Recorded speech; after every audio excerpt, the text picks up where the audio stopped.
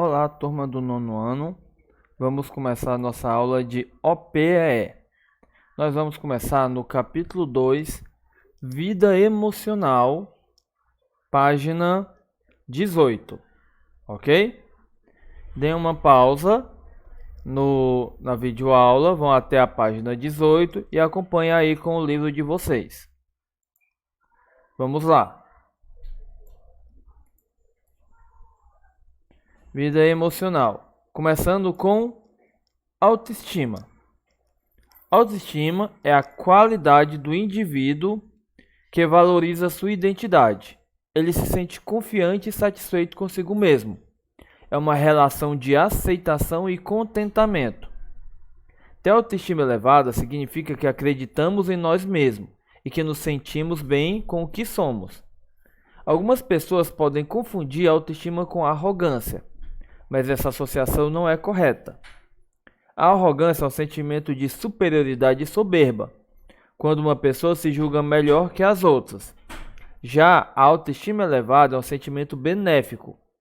Com uma boa autoestima, você se sentirá forte e seguro para escolher sua profissão, de modo autêntico, mesmo que outras pessoas tentem induzi-la a fazer uma escolha diferente. Ou seja, diferente da arrogância, que é se sentir superior, a autoestima significa sentir-se bem consigo mesmo, de aceitar o que é e saber valorizar seus lados positivos e saber quais são seus lados negativos e aprimorá-los.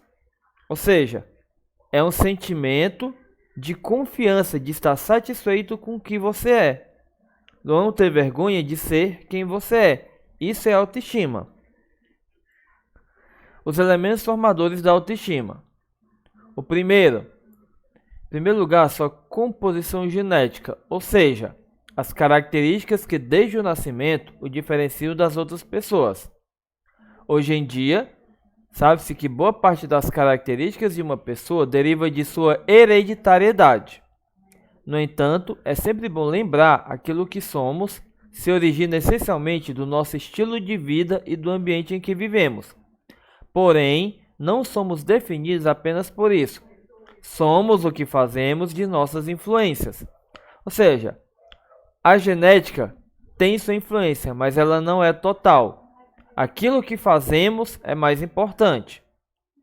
Em segundo lugar, os outros fatores relacionados à autoestima são os mesmos que interferem na personalidade.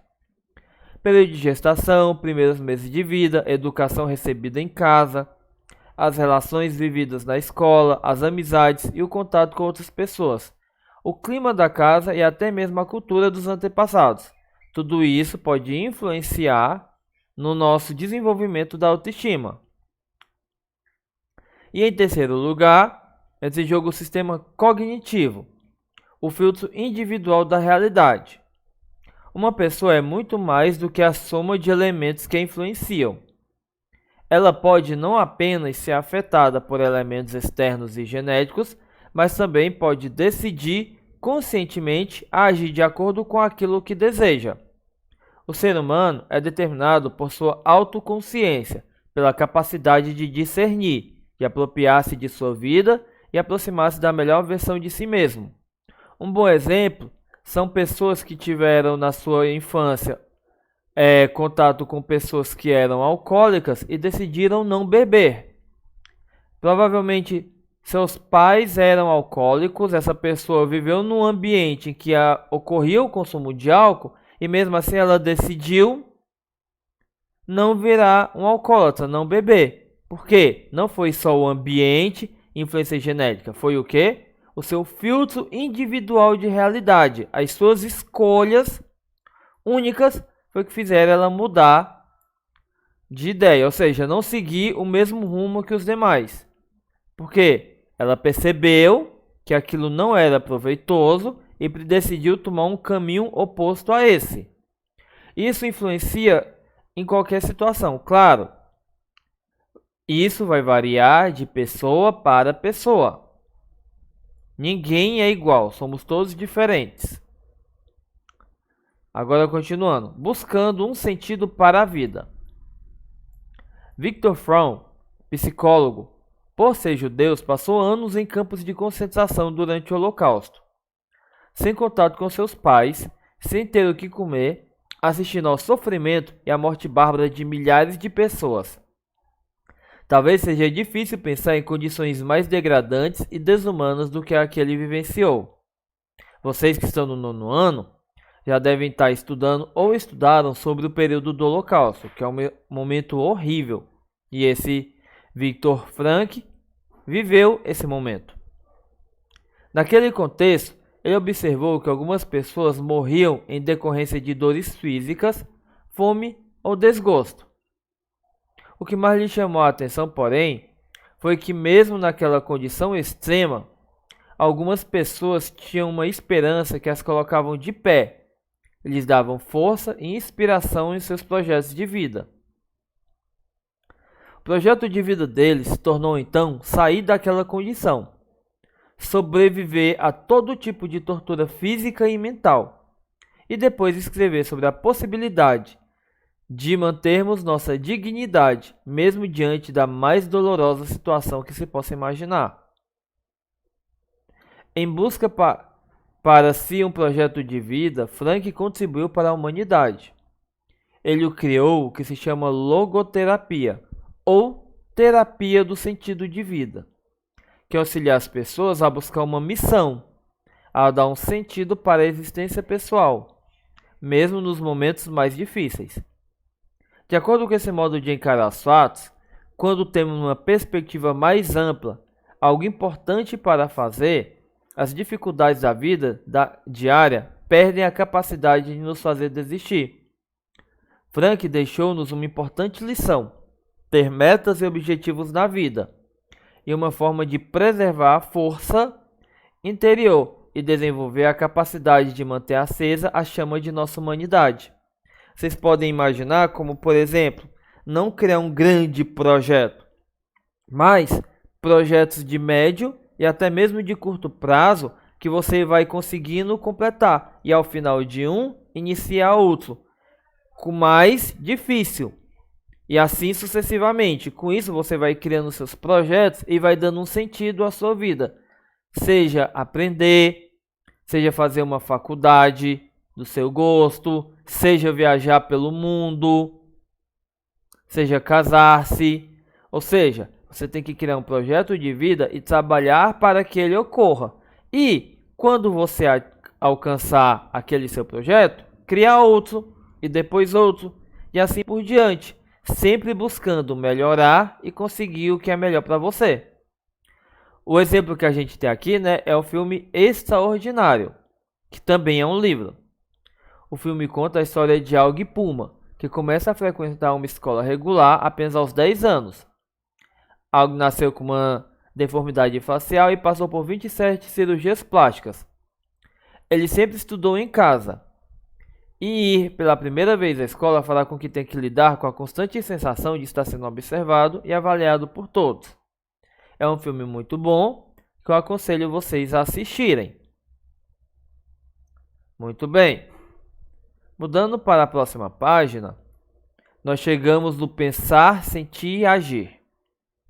Vimos que a autoestima tem 3 fontes. E desses 3 podemos controlar apenas uma, nosso filtro individual da realidade.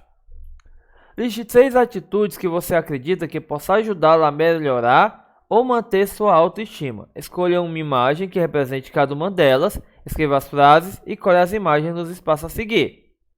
Então aqui vocês vão escrever frases que vocês consideram que são formas de manter a autoestima e colar imagens. William, pode desenhar? Pode. Fiquem à vontade. A segunda. Infelizmente, aqui terá que ser individual. Vamos manter o nosso distanciamento social. Em dupla, utilize os espaços a seguir. Observando essas etapas. No primeiro, o colega vai escrever um texto sobre as características positivas que ele vê em você. No segundo, você vai descrever as características positivas que vê em si mesmo. Depois, compare os 2 textos e converse a respeito das diferenças entre a percepção do outro em relação a nós e a nossa própria percepção de nós mesmos. Nós vamos mudar, em vez de ser um colega de sala, vai ser um parente seu. Seu pai, sua mãe, sua avó, seu irmão, sua tia, seu primo. Alguém que você possa pedir para que ela faça essa atividade com você. E eu quero ver a de todo mundo. Ou seja, em uma, seu parente, seu responsável, seu tutor, vai escrever um texto das coisas que ele vê e admira em você, né? Suas características positivas. E no outro, você vai escrever o que você vê e depois comparar as duas. E discutirem sobre por que chegaram a coisas semelhantes ou tão diferentes. Reflita e discuta com os colegas qual é a relação entre autoestima e motivação. Uma pessoa deve esperar se sentir motivada para cuidar da sua autoestima ou o contrário? Muito bem. E daqui dá para vocês responderem sozinhos. Continuando. Vamos para o ponto 3, autoestima e autoconhecimento. Que relevância a autoestima tem em nossa vida? Por que esses sentimentos é tão importante para nós? De acordo com o economista Paul Dolan, a autoestima está intimamente relacionada ao autoconhecimento. Isso porque ela envolve a imagem que temos de nós mesmos, ou seja, o que pensamos sobre nós, o que sentimos nas mais variadas situações e como agimos diante delas. A autoestima e o autoconhecimento se relacionam, pois são o resultado de nosso autoconceito. Tantas palavras com auto, daquilo que pensamos e sentimos a respeito de nós mesmos. Uma boa autoestima é reflexo do senso de dignidade pessoal, uma sensação de que somos especiais e importantes, temos valor como pessoa e merecemos ser respeitados. É pela autoestima elevada que somos impulsionados a enfrentar os desafios, reproduzindo assim as marcas de nossa existência. A coragem para lidar com incertezas e frustrações, assumir riscos sensatos e tomar decisões acertadas, advém do fato de uma pessoa acreditar em seu potencial. Ou seja, a primeira pessoa que tem que acreditar em você é você mesmo. Às vezes pode parecer difícil você achar que não tem nada de bom ou que faz tudo errado, mas você está se enganando. Você tem capacidades, você tem que olhar as coisas boas que você tem, não importa quais sejam, focar-se nelas e aprimorar as outras que você acredita que tem que melhorar. Isso vai fazer com que a sua autoestima se desenvolva. Autoestima é ter satisfação interior e orgulho de si mesmo, sentindo-se capaz, responsável e arquiteto de seu destino. Contar com os outros é bom, mas contar consigo mesmo é fundamental. Ou seja, vocês devem acreditar em si mesmo e que conseguem. Para manter a autoestima elevada, é necessário cultivar um sentimento de respeito e consideração em relação aos outros. Celebrar pequenas vitórias, reconhecer nossas qualidades e o que já temos bem desenvolvido em nós. Além disso, é fundamental ter uma atitude positiva e otimista em relação a si mesmo.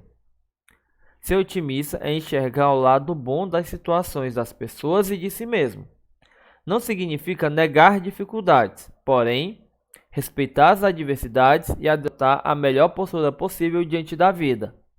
Aqui a gente vê um ponto interessante, que é isso, né? É necessário cultivar um sentimento de respeito e consideração em relação aos outros. Celebrar pequenas vitórias. Reconhecer nossas qualidades e o que já temos bem desenvolvidos em nós. Ou seja, ter uma boa autoestima significa também valorizar o próximo.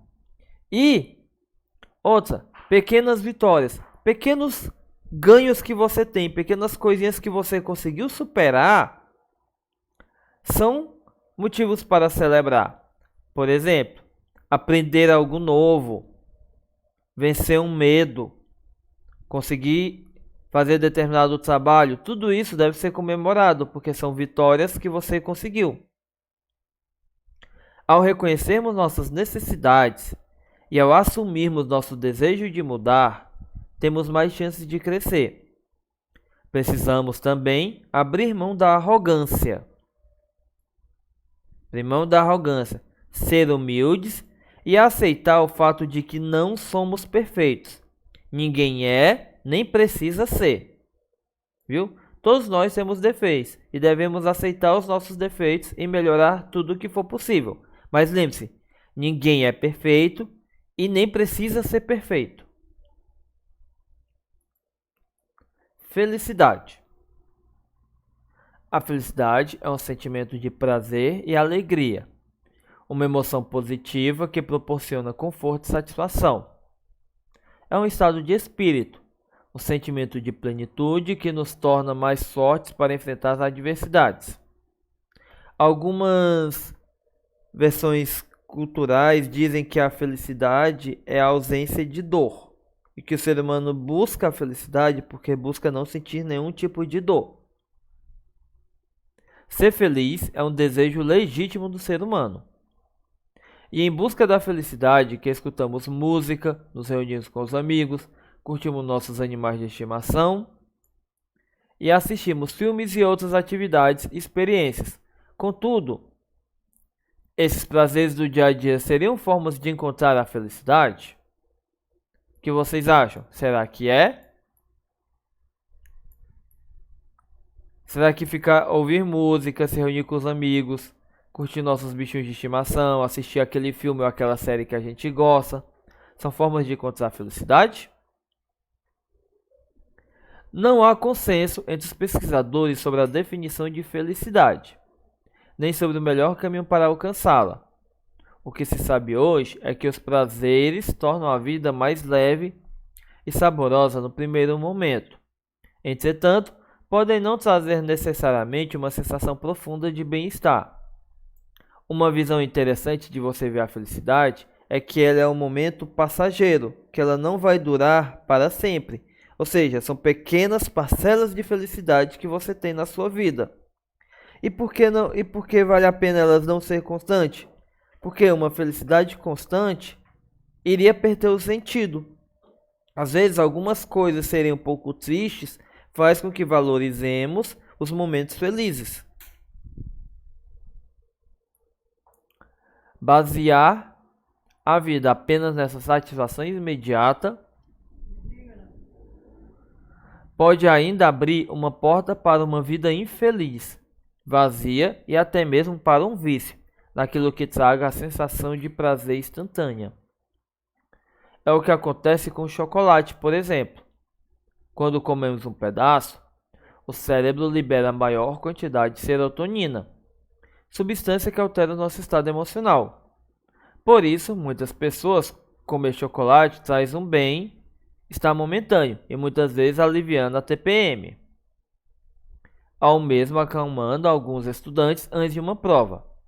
Apesar de parecer inofensivo, o hábito de comer chocolate em situações de estresse ou para se sentir melhor emocionalmente pode viciar e causar malefícios à saúde. Lembre-se, tudo em excesso faz mal, exceto árvores. Mas, e outra, essa busca por um prazer imediato é extremamente perigoso. É isso que leva as pessoas a ficarem viciadas. Durante esse período de quarentena, algumas TVs deixaram alguns canais abertos, não foi? Entre os canais abertos, tinha alguns que passavam um programa chamado Quilos Mortais, onde pessoas que estavam com muito acima do peso, tipo 200, 250 quilos, iam tentar emagrecer o suficiente para poder fazer uma cirurgia de redução do estômago para emagrecer mais. E era unânime que todas essas pessoas engordaram porque tentaram preencher algum vazio emocional, um momento de tristeza, pelo prazer da comida. Resultado, acabaram doentes. Então, ficar buscando prazer imediato é perigoso. O que é e para que serve e como aumentar a serotonina? A serotonina é um neurotransmissor que atua no cérebro, estabelecendo comunicação entre as células nervosas. A serotonina é um hormônio que atua regulando o humor, sono, apetite, ritmo cardíaco, temperatura corporal, sensibilidade e funções intelectuais. E por isso, quando este hormônio se encontra numa baixa concentração, pode causar mau humor, dificuldade para dormir, ansiedade ou mesmo depressão. Uma das formas de aumentar a concentração de serotonina na corrente sanguínea é consumir alimentos ricos em triptofano, praticar exercício físico com regularidade e, em casos mais severos, tomar remédio. Mas o que raios é triptofano? Alimentos com triptofano.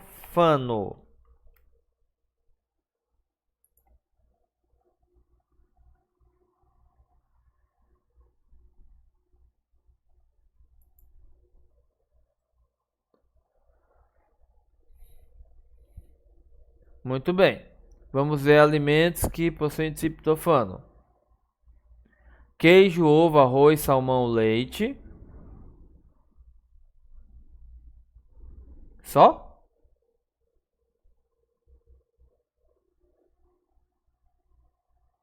Opa, tá aqui outro. Peixe, atum com salmão, pão e arroz integral. Queijo, ovo, amendoim, castanha, banana e leite. Muito bem. Mas não quer dizer que a gente agora vai se entupir de banana, leite, queijo e tudo mais. Aí vai dar uma dor de barriga. Mas é praticar exercício, adicionar esses alimentos à nossa dieta, fazer coisas que nos fazem se sentir bem, ficar com quem a gente gosta. Tudo isso vai aumentar a serotonina. Dar umas boas risadas, ou seja, assistir uma boa comédia de vez em quando faz bem.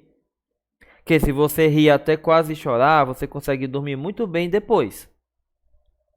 Dica: assista uma comédia antes de dormir, se tiver com insônia. Muito bem. Continuando, vamos à nossa próxima atividade. Vou diminuir aqui para ver ela em tamanho real. Leia com atenção os conceitos a seguir. Prazeres referem-se a atividades que geram uma sensação agradável instantaneamente. Propósitos são tarefas que devemos realizar no presente para obter resultados a longo prazo. Isso aqui, pessoal, a gente pode chamar de cálculo felicílico, que é meio que uma continha que você faz para saber se alguma atitude que você vai tomar, ela vai lhe garantir felicidade ou não. Como, por exemplo, estudar para uma prova. Muita gente está lá na dúvida entre estudar para a prova ou assistir a sua série da Netflix favorita.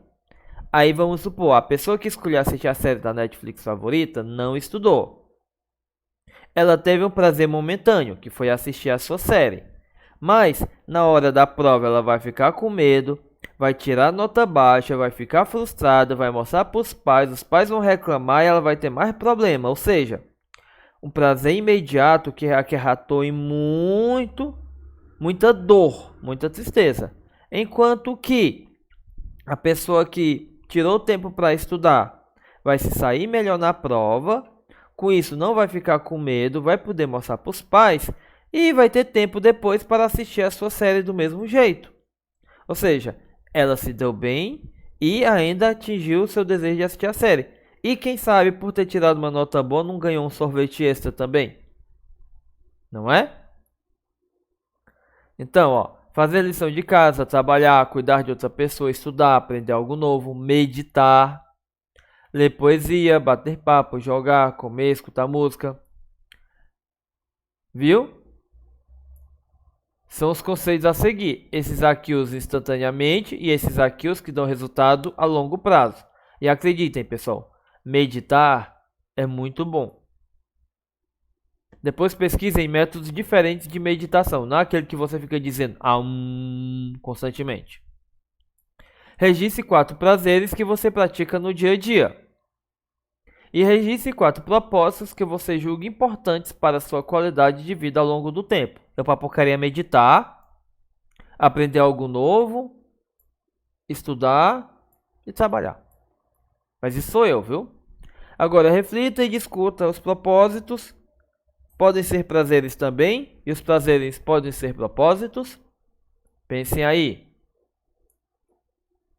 Capacidade de fazer trocas intertemporais, isto é, conseguir lidar agora com a parte trabalhosa, difícil ou chata da vida para ganhar algo maior no futuro, está na essência da autoliderança.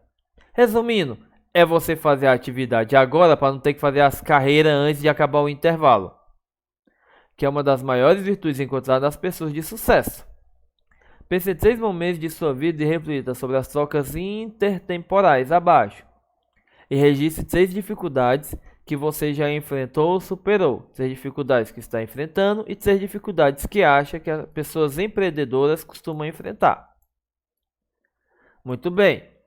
Esse negócio aqui eu chamo de o meu eu do futuro. Que muitas vezes o meu do futuro vai acabar tendo que lidar com bobagens que eu fiz agora. Com isso, turminha, a gente vai acabando a nossa aula. E vimos que a agenda ficou, as páginas, voltando aqui.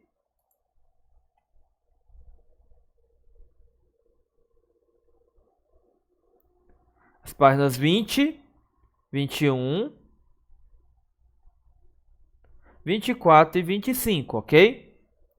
20, 21, 24 e 25 é a agenda para casa. Não se esqueçam de deixar um comentário avisando que viram a aula e que já copiaram a agenda, ok? Com isso eu sei que vocês assistiram tudo e não se esqueçam de mandar as atividades. Com isso a gente vai acabando a nossa aula. Tchau!